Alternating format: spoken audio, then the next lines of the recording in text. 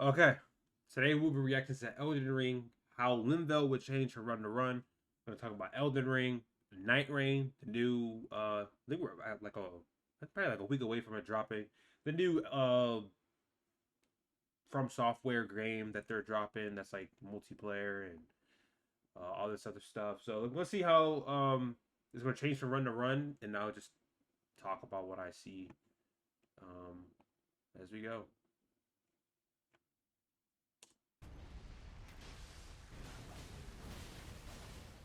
One of the biggest questions left over after Elden Ring Nightraign's network test back in February was, how will the world of Limvel change in the real game?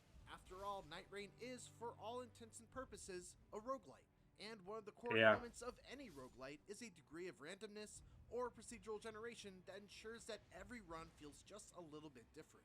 Nightraign has that in the loot department, with every run giving you different rewards and forcing you to cobble together a build based on what you're able to find within that run, and also in the enemy and boss department, since none of the boss encounters are static, with the sole exception of the Night Lord battle on day 3. But as far as the world of Limveld, we never really got a chance to see how it changes from run to run during the network test. During my 2 days Yeah. of playtime at FromSoft's office and over the course of about 10 full runs, I got my answer to that earlier question. Here's how Limveld will change from run to run in Elden Ring Nightraign.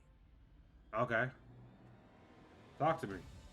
Actually, we jumped the gun. Before we go into the ways that Limveld will change, let's quickly establish what doesn't change. The overall structure of Limveld will not change. The shape of the island, the major geographical features, the positioning of cliffs, rivers, and lakes, all of these will be the same, barring a few major exceptions that we'll cover in just a bit. The locations of Sites of Grace, Everjails, Okay. the launching Spirit That's another question, I guess. Is there gonna be like different maps, or is Limbo just one map? I don't know too much about this game. I'm trying to learn because I seen gameplay of it though, and I do want to try it. But is there gonna be different maps? It doesn't. Okay, I'll have my questions like more towards the end, but I have a couple questions. And the wind currents, all of these are static and do not change location from run to run. There's also a giant castle that features exceptionally tough battles and big rewards right smack in the middle of the map that will never change. Everything else, from the locations of all the rest of the points of interest, the types of rewards offered at those points of interest, to the wandering mini-bosses and the bosses that you fight at the end of day 1 and day 2, are left completely up to chance. Okay. That said, there are two other huge factors that can completely alter a run. The first are world events known as Shifting Earth.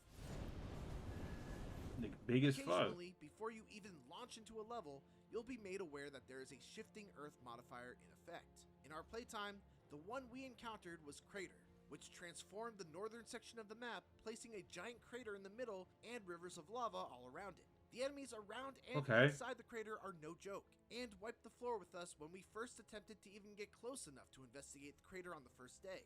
But investigate it you should, and you should do so as soon as the second day begins, if you're up to the challenge. Exploring the crater took us pretty much the entirety of the second day, but when we did eventually make it all the way to the bottom, we beat a boss that granted us an epic rarity level reward by itself, but then also the unique reward of being able to take any weapon in our arsenal and upgrade it to the maximum level for free.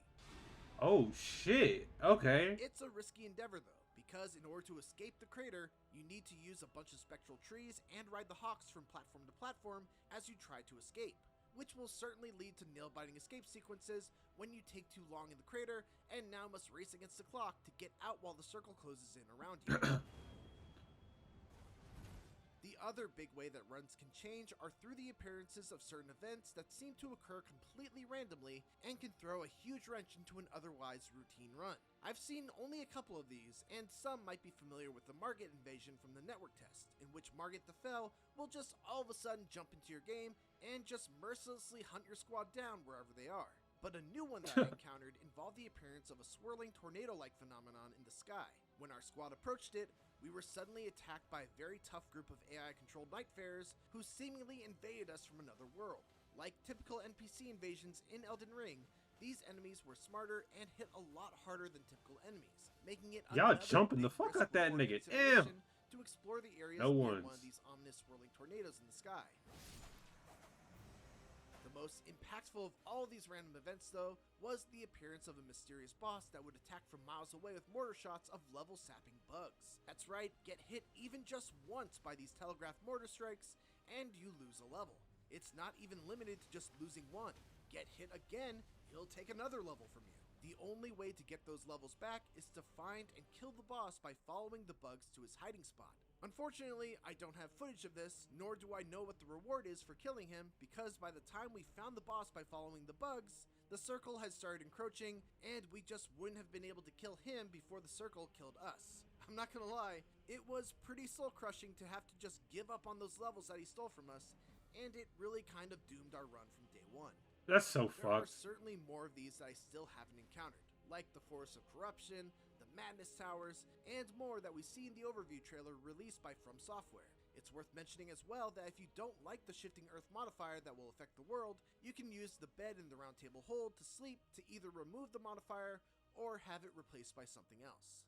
As devastating as some of these modifiers can be, I'm nonetheless eagerly anticipate seeing more of them. They inject a healthy level of chaos into what otherwise might start to feel very routine, and led to some great emergent moments with high emotion between me and my squad mates as we raced to escape the crater, or panicked at an unexpected ambush, or felt true despair as we realized the levels that were stolen from us were gone forever. Moments like these are the heart of any good roguelite, and hopefully Night Rain is able to keep them coming at a steady pace. So regarding all of that, there's a couple questions I have about the Limvelt map and just about really just about Elden Ring in general. I'm gonna just say, how many maps are there gonna be? Like, is there only just gonna be one map for the entirety of like Elden Ring Night Rain, or is it gonna have different like maps, or will different maps even be there on launch? The second is, how much content is this game going to give us?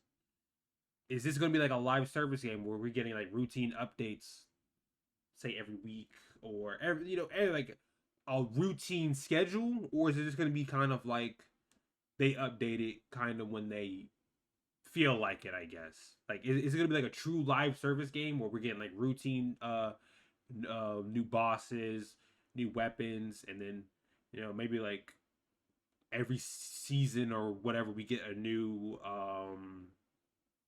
character archetype.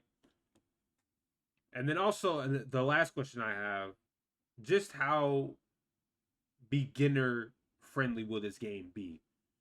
Like, I understand that Souls likes they aren't beginner friendly. Like, you're gonna get fucked up no matter which one you play as, or no matter where you start. Rather, whether you play Liza P, Sekiro, Elden Ring, Dark Souls, like you're going to get fucked up. But like, my question is like, how high is the skill barrier to entry for this game? Is it gonna be like you actually have to know like Elden Ring mechanics, or will it be kind of like straightforward, but you also can figure it out as you go? Because like players like me who have never played an Elden Ring or who have played Souls-like games rather, but they don't really enjoy them because they're not co-op. But this game is co-op, and so I want to play it. But I just want to know this the barrier to entry.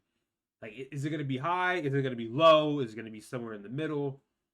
Because I want to play this game, but like if it's going to be like just like Elden Ring with like that same level of difficulty, I might not. But we'll have to see. We'll have to see. But then again, I might still try it because, you know, if I don't like it, I'll just refund it. But I want to like this game. I think I will like it if like when I get my hands on it and when I'm able to play it. So anyway, that's all I got.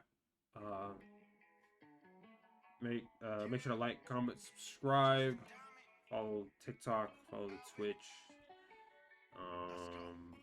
Yeah, and I'll see you in the next one. with authority, looking like Skybri, she got a body, ayy. And she been calling me daddy lately, want me to put her in Cartiers, and the bitch deserve it. Put in work for the money, she earn it. Give me top every night, lip service. Never gotta block these hoes, she worth it. I'm out in Abu Dhabi.